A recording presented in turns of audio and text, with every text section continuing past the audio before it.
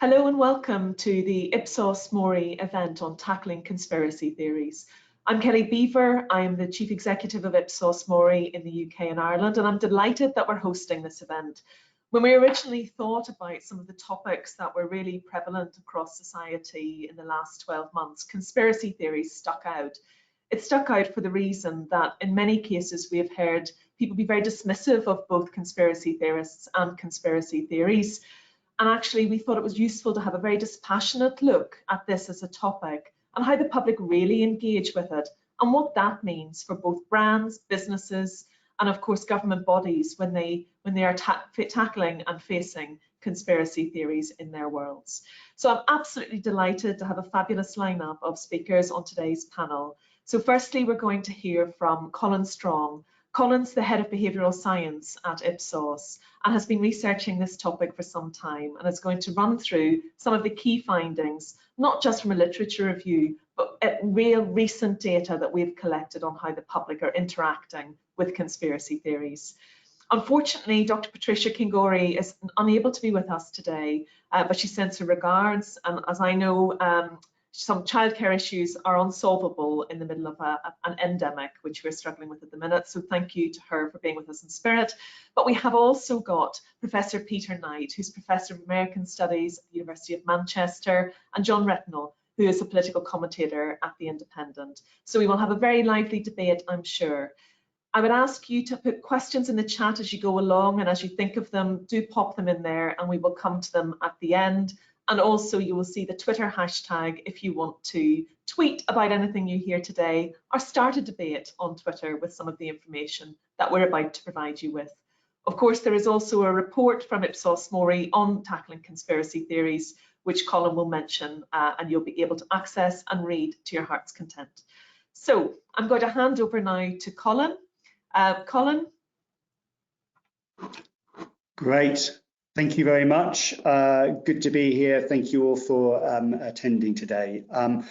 Look, as Kelly was saying, an awful lot is discussed about conspiracy theories, but perhaps it hasn't necessarily been enough exploration of, or indeed solid data on, the wider public's familiarity and engagement with conspiracy theories. And also just understanding that why are we quite so fascinated by these conspiracy theories, and what impact do they have on outcomes, on our behaviours. Now, we really need to be able to understand this properly if we are going to be able to offer informed advice to governments, to brands, to third sector bodies, in order to effectively address the issues of conspiracy theories.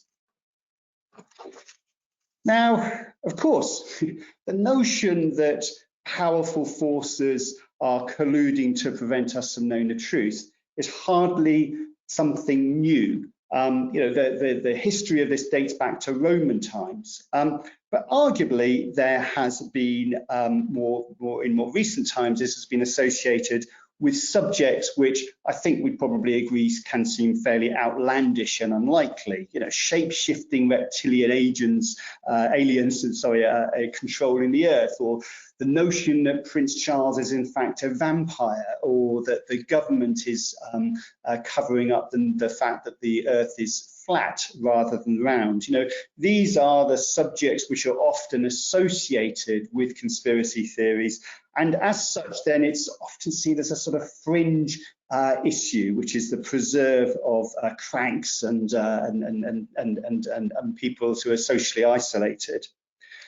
However, there is a case to be said that actually, and there's a lot of speculation, that conspiracy theories and conspiracy theorizing is moving much more mainstream, and it's coming out of the fringes. And in fact, conspiracy theories are often identified as being responsible for a whole bunch of societal ills, whether it's climate change denial, a storming of the Capitol building and the outcome of the US elections, or concerns and hesitation over COVID vaccination, or indeed the spread of COVID. So you can see the way in which there is because of these things moving, the speculation of these moving from fringes to mainstream, then we really need to understand this and understand sort of what's happening and why. Now, Of course, conspiracies do exist. They're not always simply theories. The Nixon Watergate scandal is a prime example of that. But there are obviously plenty of others, car manufacturers conspiring to disguise exhaust emissions, governments conspiring to mislead the public about the scale of the weapons of mass destruction in Iraq. There's plenty of well-known examples of conspiracies. They're not simply always necessarily fictitious. Similarly, we do also need to be careful about what is and what is not a conspiracy theory, and how that moves around. So the provenance of COVID, for example, this one account is that it is due to animal transmission in a wet market, jump from animals to humans in a wet market, or it's seen as a lab leak from a virology lab in Wuhan. Now, which one of those is seen and considered to be correct and truthful versus which of those is a conspiracy theory and by dint of that effectively wrong tends to move around. So what is a conspiracy theory at one point in time isn't necessarily at another. And this also shows the way in which conspiracy theories are weaponized. We can see the way actually to be a conspiracy theory is actually at times to be illegitimate. So what then does how does the general public engage? Because if we are seeing this issue of conspiracy theories having moved from the fringes to the mainstream, well, what are the implications of that? We need to understand that. We need some solid data. So earlier on this year, with my colleagues, we undertook over 4,000 interviews with the general public in the UK, using our really gold standard data collection platform, the Ipsos MORI's knowledge panel. So we had some really robust and very granular data. Now, we were really careful about the way in which we worded this, because there's all sorts of traps we can fall into here if we get this wrong. One of the key things was that we need to avoid the term conspiracy theory, because it is, as we discussed, stigmatized. Instead, we asked concerning beliefs about the way in which the world is organized that sit outside of what are considered to be official explanations. Now, to do that, there are a bunch of different things we could choose from, and frankly, we were spoiled for choice. But we worked at identifying a reasonable spread. We had 11 in total, and they're pretty broad ranging, but they're all topics which are considered to have some degree of conspiracy theorizing associated with them. So at one end, we had Princess Diana's death in a car accident. Car crash was not accidental. The outcome of the 21 US presidential election deliberately falsified. COVID vaccines a cover for implanting trackable microchips, and so on. You can see the way in which we tried to make sure that we had a broad spread of issues that we were exploring and talking about with people. And I guess what we're really trying to answer here is, look, are we actually all conspiracy theorists now? Because if they have moved from the fringes to the mainstream, well, how mainstream is this? And if we are all engaged with this, if so, why? Why are we so fascinated with these, and what should we do about it? Our first piece of data just to share with you is around familiarity with these different conspiracy theories. A couple of points here. First, you can see the way in which actually familiarity levels are pretty high. You can see here the percentages of people who are somewhat or very familiar with all of those different topics that we asked about. In fact, I think 94% of people were aware of at least one of the conspiracy theories that we talked about. So these things are very much amongst us. They're part of our lives, of our societies, of our culture. Also, another key point here is that there are some big differences in familiarity across the different conspiracy theories. So you can see the way in which the conspiracy theory relating to Diana's death is very high. Similarly, so the US election, MMR and autism, these are all themes which have scored pretty high levels of familiarity. The majority of the public having some degree of familiarity with them. Others much lower, state agitators in peaceful demonstrations causing violence, the notion of energy healing being more important for medicine than is generally agreed. The notion that the 2008 crash was a collusion between bankers and politicians, much lower. So you can see the way in which and this is a theme which we'll repeat as we go through, that there are some general points we'd make, but each of these conspiracy theories, we can start to see the way in which it has its own individual fingerprints. So that's familiarity. Well, what about people's belief, or as we asked about plausibility of conspiracy theories? And an important point here is that a high proportion of people do consider the conspiracy theories to be plausible that we asked about. So 49% consider at least one of the three conspiracy theories we asked them about to be somewhat or very plausible. So pretty high. Also, just to again make this point, let's have a look at the individual conspiracy theories. Look, we can see the way in which it's pretty variable. High levels of perceived plausibility relating to the conspiracy theory around Diana's death. High levels of that around state agitators and the 2008 crash. Much lower on things like 5G causing the spread of COVID, or that COVID vaccination is a cover for injecting people with microchips. So, not all conspiracy theories are equal. There is significant diversity in the way in which they catch fire and they're considered by the general population.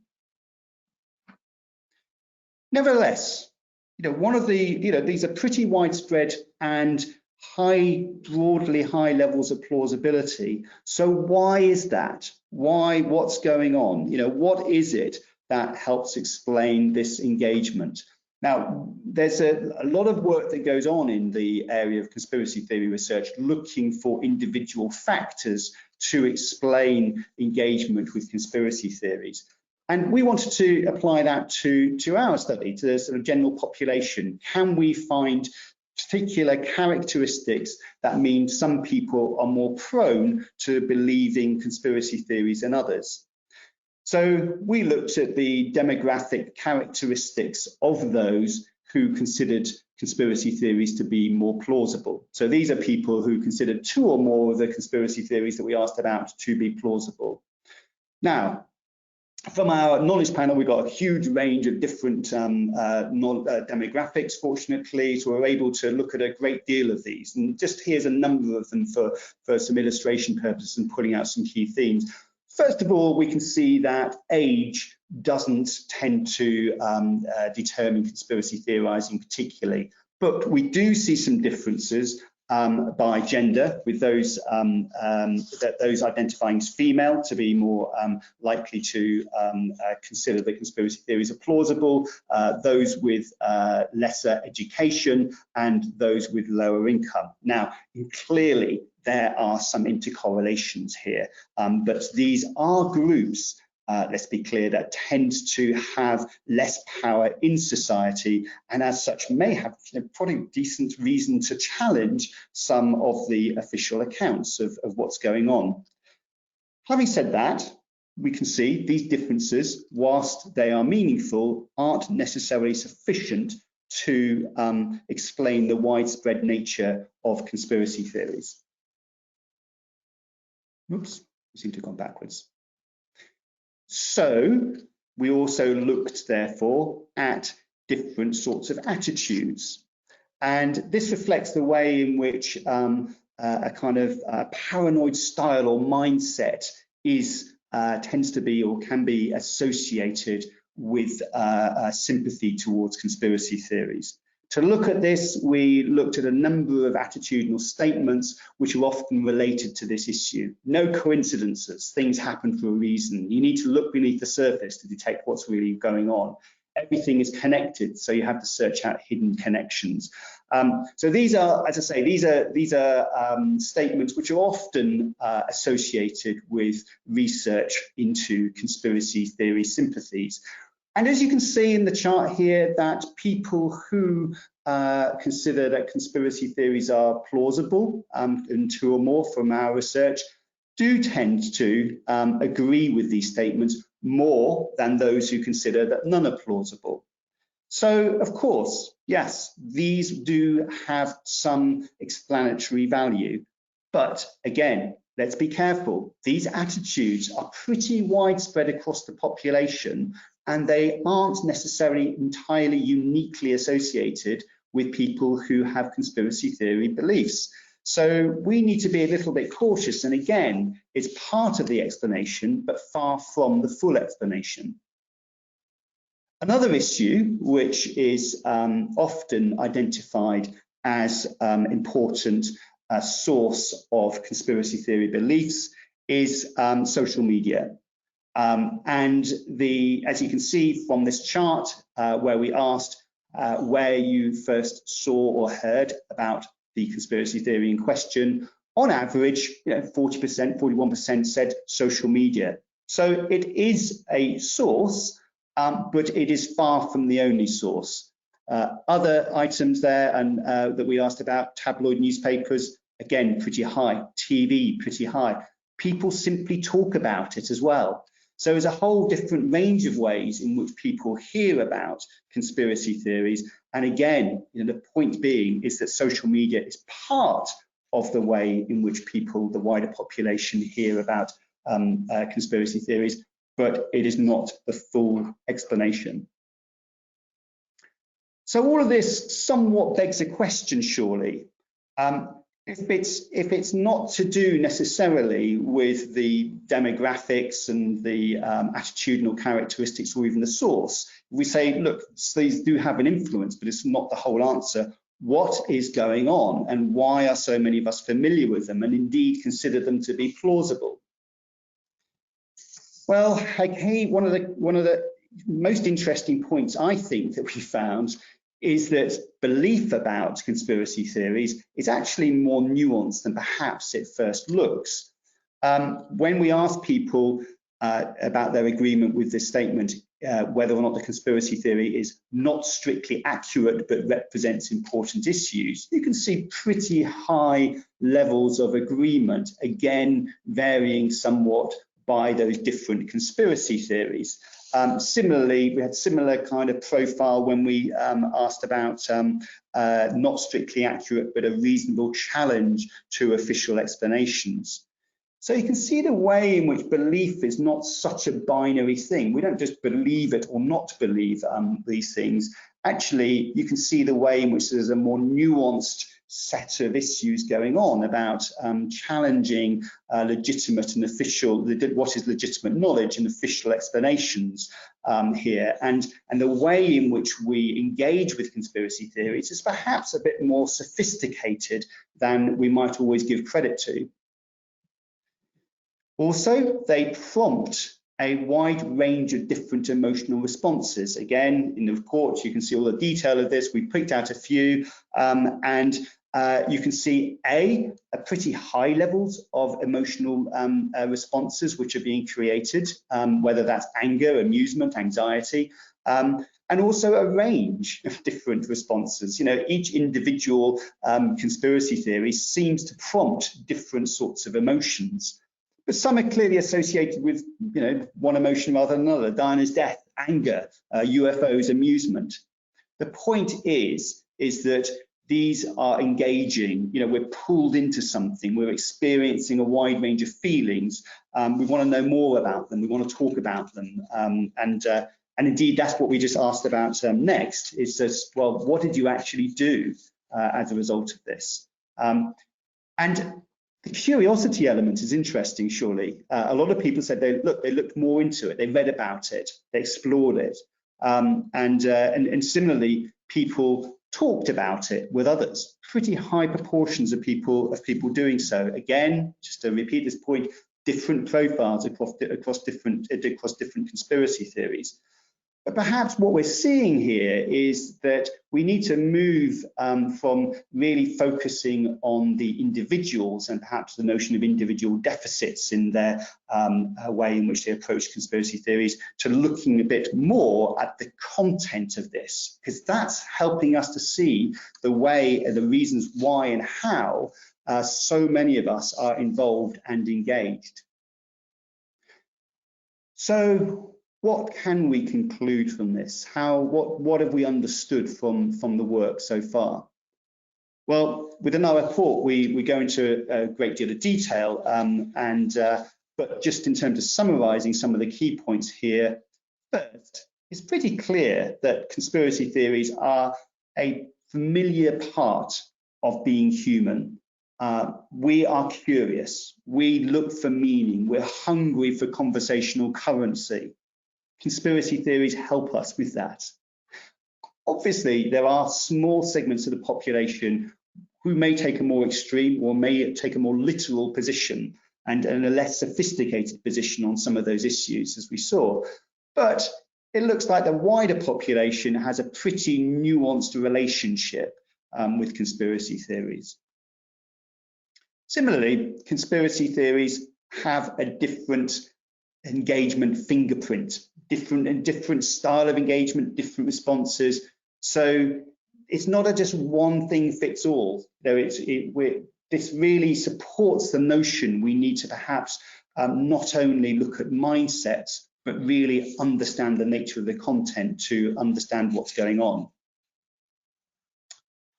So what do we do about this? What are the solutions? How do we, what would be the kind of advice that we would be giving to brands and governments and other organisations to really address this? We have two broad points which we want to make at this point. First of all, we really need to understand how and why the topic is driving interest. Move away from just looking at the individuals to looking at the nature of the content and understanding the background. What is the social, political, cultural backdrop to this? You know, how has this come about? Who is the audience? Who's talking about this? You know, what is the nature of belief? Belief is a kind of more nuanced issue. We need to understand that. How are people engaging with them? Why are they talking about this? What are the reactions that are being elicited? What are people doing? And why is this actually considered a conspiracy theory rather than part of normal discourse?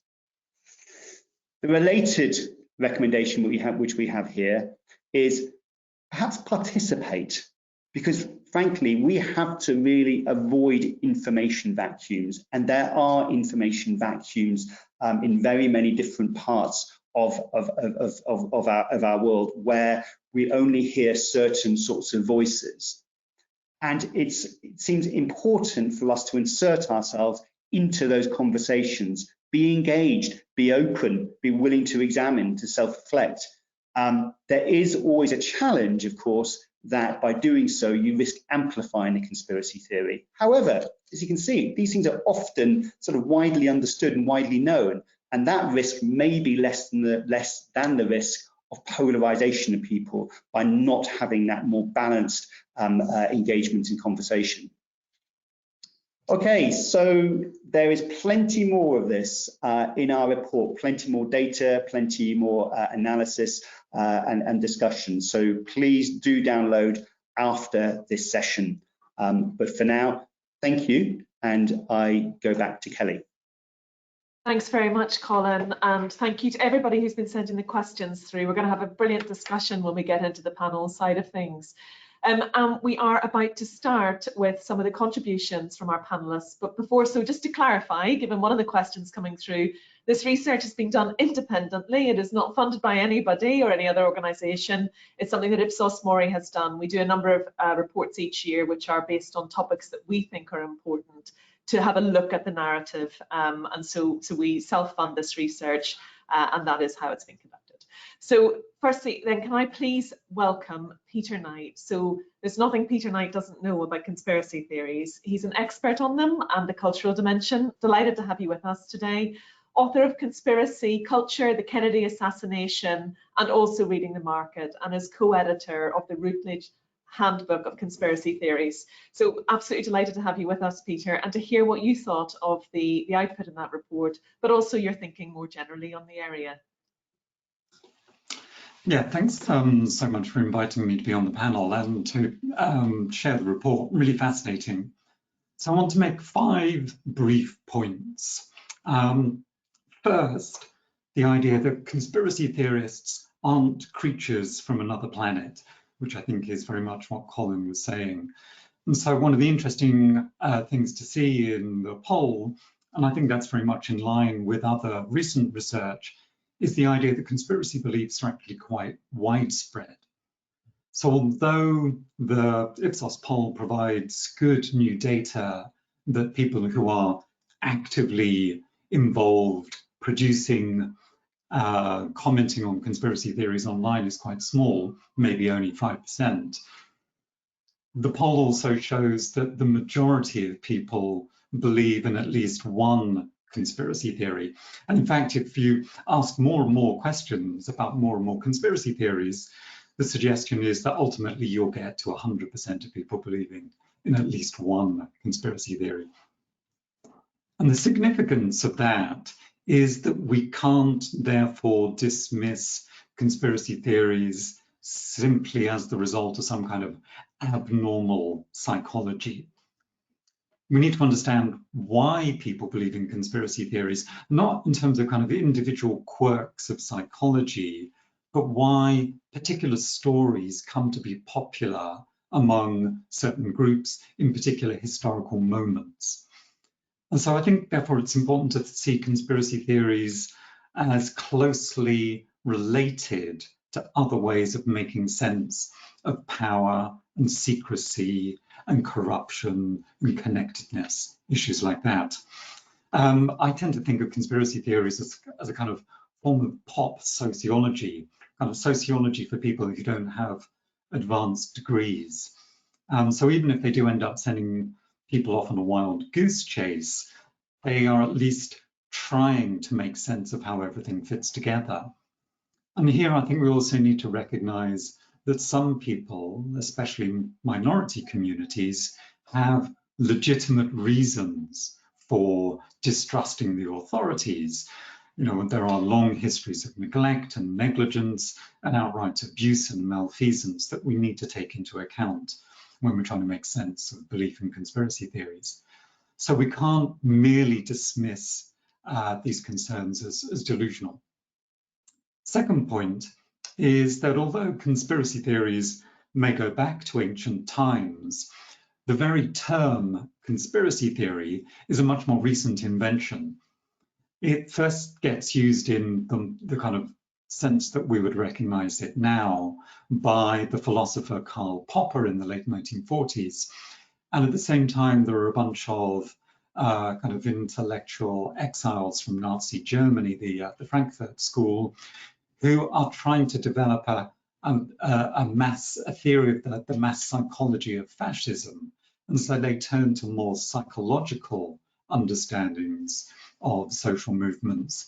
And those approaches of psychohistory are taken up by American historians and sociologists in the 1950s and 60s, most famously the historian Richard Hofstadter, who talked about the paranoid style.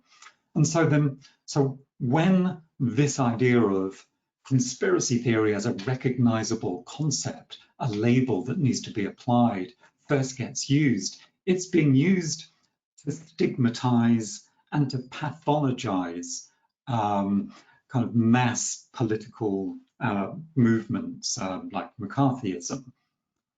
And so most people would never knowingly want to be called a conspiracy theorist. It's the idea that it's always other people who are conspiracy theorists, but of course what I do is legitimate research. Often then I think we find that opinion polls can be quite alarmist because they're coming out of this tradition of pathologizing conspiracy thinking. And the second problem is that often opinion polls are giving the mainstream a comforting sense that there are just a kind of a few wackos on the margin who believe in this stuff. And I think, as this poll shows, that's just not true.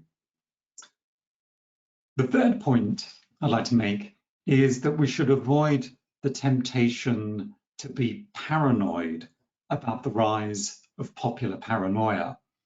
So if we ask ourselves the question, are conspiracy theories on the rise, which is often what lies behind these opinion polls and the news pieces, I think we need to kind of take a longer historical perspective and realize that actually conspiracy theories have been quite mainstream in the past, certainly in the 18th and 19th century, but there are ebbs and flows in conspiracy belief over time. So, for example, with the Kennedy assassination in the US, belief in the 1990s was as high as 80%. But what we're finding more recently is that although conspiracy theories have tended to be stigmatized, in the age of Trump and with the wider rise of right-wing populism, conspiracy theories have come to seem quite normal, again, in a way that we haven't seen for a long time. The other thing there that's worth thinking about is whether conspiracy theories are a particular problem in the UK.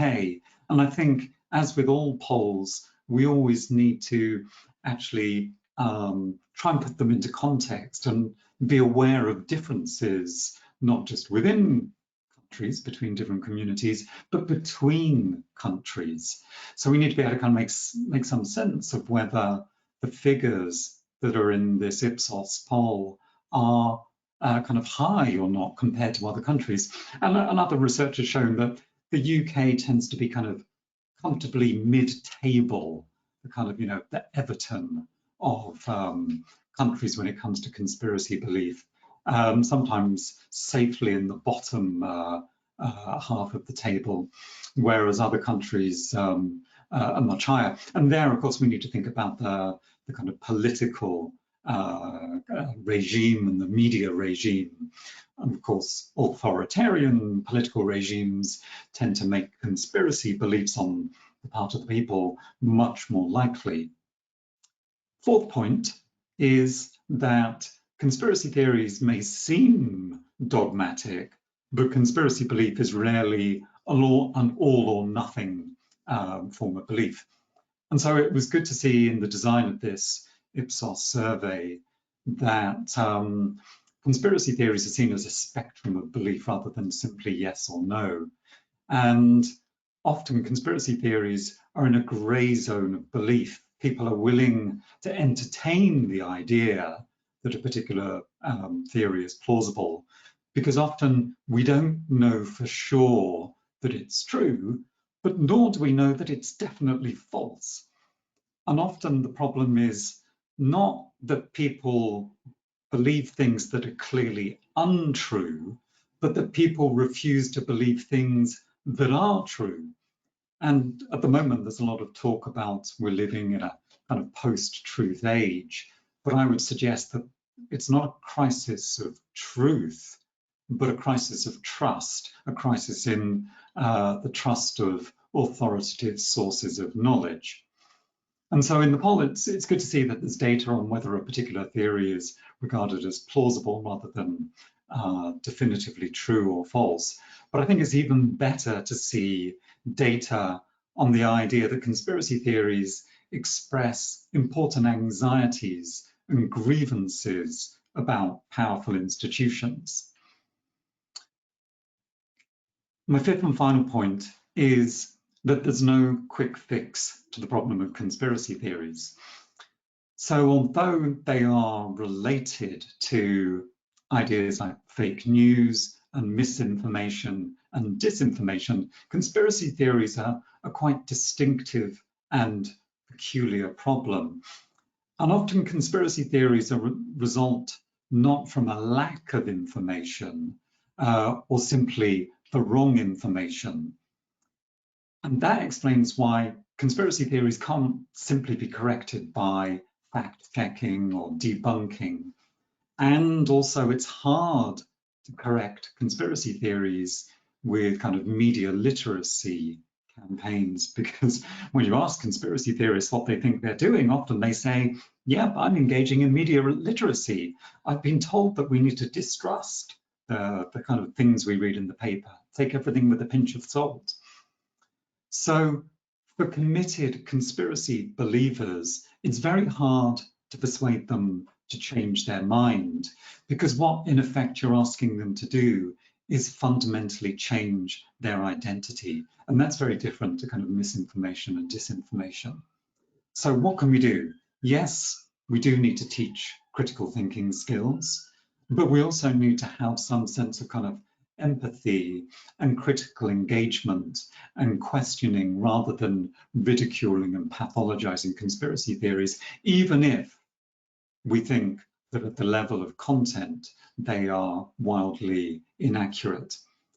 But most importantly, I think the longer term solution is to make our institutions, government, media, and health authorities more trustworthy and more accountable. Thanks a lot. Thank you very much, Peter. That was brilliant. And it's nice to get some balanced perspective on conspiracy theories and conspiracy theorists coming through as well. So thank you for that. We're now going to go to John Rentoul. So John is the Independent's chief political commentator, and he's worked at the Independent now since 1995, John, but you're still very much looking youthful. He's also a visiting professor at King's College London and a very prominent tweeter. He has authored a biography of Tony Blair with John Davis, of Heroes or Villains, and the Blair Government Reconsidered, as well as writing about politics. He does contribute to a weekly top 10 of curiosities and mea culpa, a column about both style and usage. He writes frequently on conspiracy theories and the media's role. So we're really delighted to have you with us, John, and to hear what you've thought about both the report and conspiracy theories more broadly, and the role of the media within that. Thank you very much, Kelly. I think the report is absolutely fascinating. I was surprised that 40% of people think that Diana's death might not have been accidental, and I'd never heard of a conspiracy theory about the financial crash before. So that was highly educational. And can I just congratulate Peter Knight, who I thought his presentation was absolutely spot on, and I agreed with every word of it, actually. I mean, I think it is very important to say, that conspiracy theories are not new. They are an essential part of being human, and we mustn't confuse new technology with a rise of irrationalism. I mean, I think the internet has obviously changed the way conspiracy theories spread, but it has also, I think, changed the way that conspiracy theories are refuted and challenged. I mean, I think one of the things about the internet, I mean, obviously, it is easier to spread certain types of conspiracy theory, but I think it is also easier to challenge them, and I don't think we should forget that. Now, and the other point, obviously, is because conspiratorial beliefs are a spectrum ranging from QAnon at one end of the spectrum, where it is a completely chaotic, distributed system of interlinked conspiracy theories with no coordinating leadership, and one which adapts constantly to new information, new events. And you see these extraordinary videos of Americans collecting in places where they're expecting, for example, some Kennedy or other to appear and reveal that the JFK assassination was faked. But when that doesn't happen, then the conspiracy theory just adapts, changes, morphs into a different form, but all united by this sort of QAnon identity. And at the other end of the spectrum, of course, you have the sort of thing that I'm extremely familiar with, which is political argument. I mean, quite a lot of political argument takes a sort of conspiratorial form. I mean, only today, Diane Abbott said that the government had manufactured the migrant crisis to deliberately distract attention from the government's unpopular policies, which is a curious way of conducting political debate, because the idea that the government should make itself look bad and unable to manage channel crossings in order to distract attention from other worse things it's doing, I think lacks a sort of basic plausibility. But I mean, that's the sort of example of the kind of conspiratorial thinking which is very common in politics, and I think that's what lies behind the financial crash. Now, obviously, why does any of this matter? Some conspiracy theories are dangerous. Plainly, 5G masts, people burning down 5G masts is not a good idea, nor is people storming the Capitol. 9/11 conspiracy theories reinforce, are often associated with anti-Semitism and therefore might reinforce it. And the MMR conspiracy theory is, it's obviously dangerous and rather linked to current debate about vaccine refusal. But I mean, again, that is very much on the border between outright irrationalism and serious scientific skepticism. So, but given that some theories are dangerous, it is important that we think about how to counter them. And I think all the evidence suggests, and I think this is borne out by the Ipsos MORI report, that calm, factual engagement at an early stage is the best way of persuading people. I mean, obviously, my personal experience is dealing with conspiracy theorists on Twitter, where you've got to remember that your aim is not to try and persuade the individual person that they are mistaken. You are trying to set out an argument so that other people who are observing this debate can reach their own conclusions, because I think that is really the process of how people change their minds. But as a journalist, I think our responsibility is central to this debate. I think there is a fundamental problem which we ought to be open and honest about, which is that journalism is a crude, clickbaity business. I mean, we are in the business of attracting audiences, of exaggerating and simplifying. That's what we do in order to get traffic these days. I mean, in the old days, it was to sell copies of newspapers. And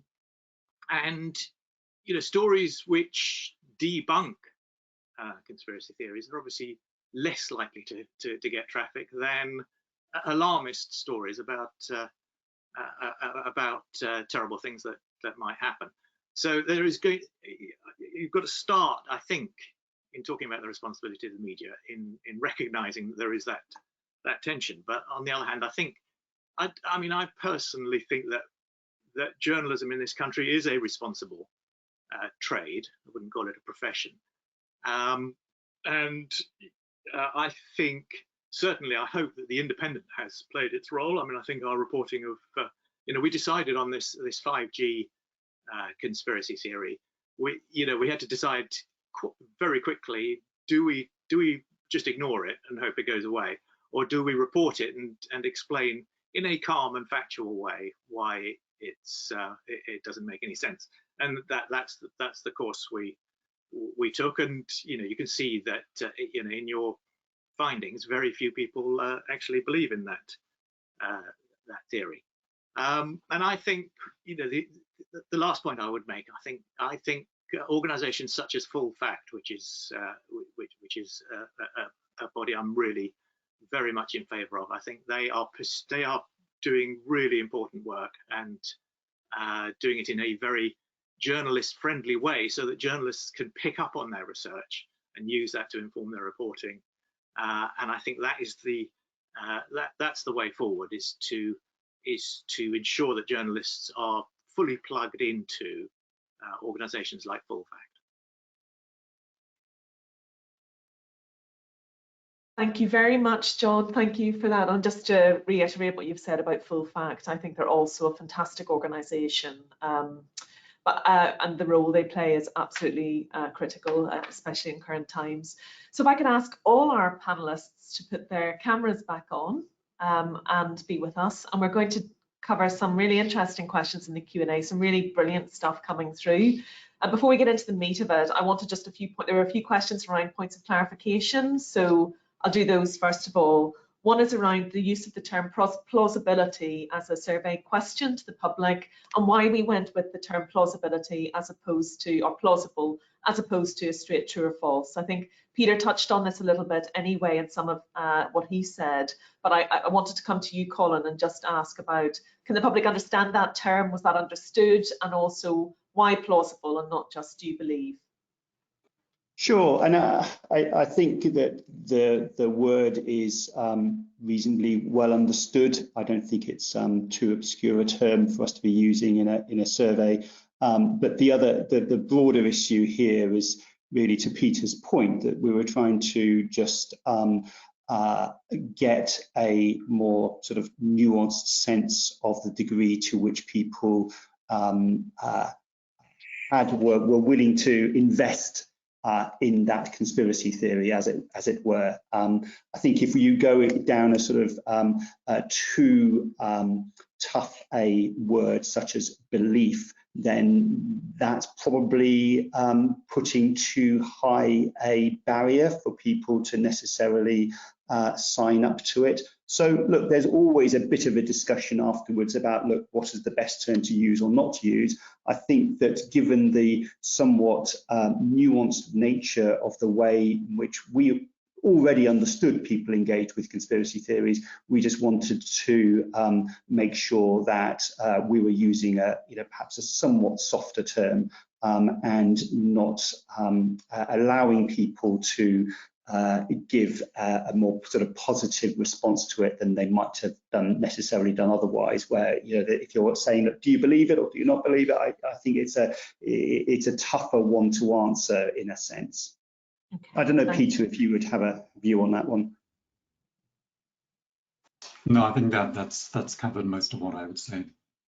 So some other questions coming through on why some conspiracy theories are more durable than others, and what is it? For example, the blood libel resurfacing as the satanic panic in 1980s and then coming up through again with QAnon. And what do we have a perspective on why some are more durable than others and why they keep resurfacing? Peter, do you want to take that one, and then we'll move to others in the panel? Yeah, in many ways, old conspiracy theories never die. They just get endlessly recycled.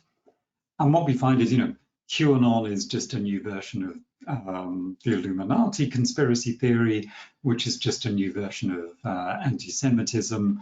So you could argue that often what we got are these kind of basic building blocks of kind of narratives, that there is some vast shadowy group behind the scenes pulling the strings of everything. That basic story structure, or that argument that's being made, just gets reworked in different guises in each age. So it's not that some conspiracy theories are necessarily longer lived than others, although anti-Semitism, I think, is kind of the key to so much conspiracy theory. If you scratch the surface of most conspiracy theories, not far underneath is some form of anti-Semitism. But I'd suggest that actually what's going on is it's these building blocks get reused again and again. Colin, John, anything to add to that? No, I think that's right. I mean, I wouldn't say anti-Semitism sort of lies behind every conspiracy theory, but I mean, it certainly is very much associated with the paranoid style of thinking, and that's why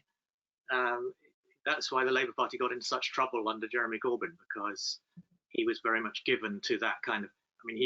I don't know whether he was anti-Semitic personally. I suspect he probably wasn't, but I mean, his style of politics was very much given to that kind of paranoid thinking, and that was bound to attract people who were actually anti-Semitic. So, and I think sorry, I beg your pardon. All I would just say is I think that there's certain cultural narratives which clearly resonate, and they resonate at different points in history. And I think what is useful to understand is, as I was referring to, look, what is the social, political, cultural context in which these things are occurring, and by looking at those, we can perhaps get a better understanding of, look, why do certain themes come up time and again. And I think that conspiracy theorizing does tend to be associated with times of upheaval and unrest and significant change, and I don't think we can ignore the way in which actually in many ways we are seeing that at the moment on a number of fronts. So perhaps, you know, understanding that helps us to understand why certain themes do keep reappearing. Great, so we've got a few questions coming through on some of the media amplifiers of conspiracy theories. John, I just want to put this to you a little bit, these questions, and then others can come in. Your thoughts around some of the media outlets that provide a less balanced and objective view, whether that's television, newspapers, and also the role of bots in spreading conspiracy theories as well, and your view on the extent of that and how it sort of falls in around misinformation. I don't really understand. I mean, I think bots are a conspiracy theory. I just don't think. I don't think there is a significant contribution to social media from automated accounts. I mean, I just don't see any evidence for that. I mean, I think, you know, this whole business about Russian interference in the American election. I mean, yes, that wasn't a conspiracy theory. That was something that Donald Trump spoke about in public and boasted about. The question of Russian interference in British democracy, in the end, you know, that inquiry discovered a few Twitter accounts run from St. Petersburg that maybe got retweeted a couple of times. I mean, that was not a significant intervention in British politics. I don't think, you know, I mean, I do, you know, I think the British media, I mean, I think it has changed quite dramatically because of the decline of the tabloid press and the rise of social media and online media organizations. Now that the Independent is completely online, for example, that has changed things. But I mean, I think the British media is quite conspiracy skeptic on the whole. I think there are not very many respectable media organizations that promote really extreme conspiracy theories. Obviously, you have these new players such as GB News, Talk Radio, and others who have been promoting a minority view on coronavirus restrictions. But I wouldn't, and some of that obviously tends into the paranoid thinking. But I would not describe those as out and out conspiracy theories. So thanks, John. Anything to add on that, Peter and Colin, before we move on to, I guess, the crux of the question, what to do? No? Yeah, I would maybe be a bit more skeptical than John about the role of some of the UK media. And that's always the question. You know, I think there is this kind of blurred territory between something that is out and out named and recognized as a conspiracy theory, and then a bunch of other views which are conspiracy adjacent. So a lot of the kind of anti-immigrant headlines over the years in the Daily Mail are maybe not individually putting forward a conspiracy theory, but they are coming from a position where they're basically saying you are being lied to by your government, that what you think is going on is not what's really going on. And I think that there is a kind of an underlying conspiracism in you know, ideas about immigration, certainly from the Daily Mail. So I think the Telegraph has played that game to a certain extent. I think I'd also just point to the something I mentioned earlier on as well about the way in which what is and what is not a conspiracy theory does move around somewhat. You know, and it's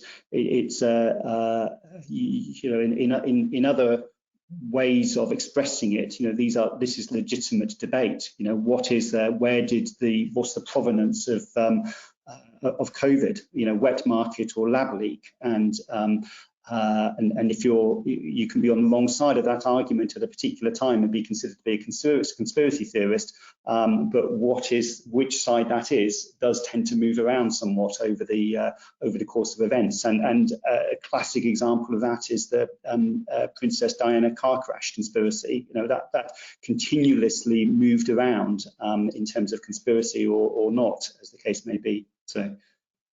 So on this then, just thinking about how to engage with conspiracy theories and conspiracy theorists, we're getting quite a few questions through saying, are you saying that we should be refuting, as either government bodies or as brands which have been affected by conspiracy theories, should we be outright refuting some of the conspiracy theories that are affecting us, so government on 5G, for example? Or is there a more nuanced recommendation coming through in this report about how you engage with them? And Colin, I wanted to come to you first of all on this, if possible, and then I think everybody will have something to contribute on this, and it is really the crux of what we're here to talk about. So I think the point I'd make here is that we really need to understand the provenance of that conspiracy theory. You know, what is, and understand its fingerprint, as it were, because as we saw right the way through this, it's for us to be able to identify what's going on, we need to look at the content. You know, who's talking about this? How widespread is it? You know, what is the nature of the responses that people are giving? What is the context? Because if we don't know that, then it's very hard to know how best to respond to it.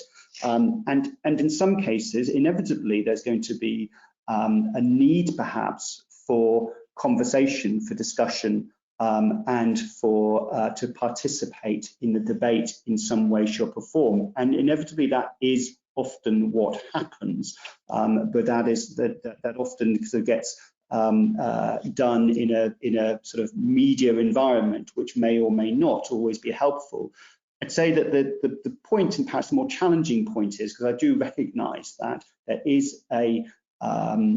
there are considerations of, if we simply engage and sort of repeat the conspiracy theory, does that mean that then more people are aware of it and it hardens positions and so on? And I'd say, look, it depends, and it's very hard to have a very clear cast iron single guide about what to do. The key thing is to understand more about it, and then consider how best to approach that. In some cases, sure, it may be, look, let's just not particularly participate in the conversations and it goes away. But all I think, and the point which we're trying to make, is to say there is a danger that by not participating, then you have information vacuums and people only hear one side of the story. That's all. So just be careful, and we just need to be nuanced. Yeah, so it's not I think, just to clarify, it's not the refute, it's engage, and think about how best to engage. But Peter, and yes. then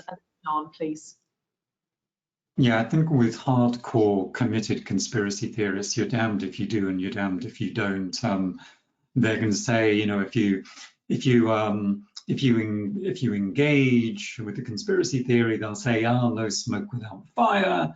And if you studiously avoid talking about it, they're saying you must have something to hide. So in that sense, you can't argue rationally with conspiracy theorists. You're never going to succeed in that way with kind of the hardcore believers. But I think the report suggests that there are many people in this kind of grey middle zone who don't really know what to think one way or the other. So a couple of things I'd suggest. First of all is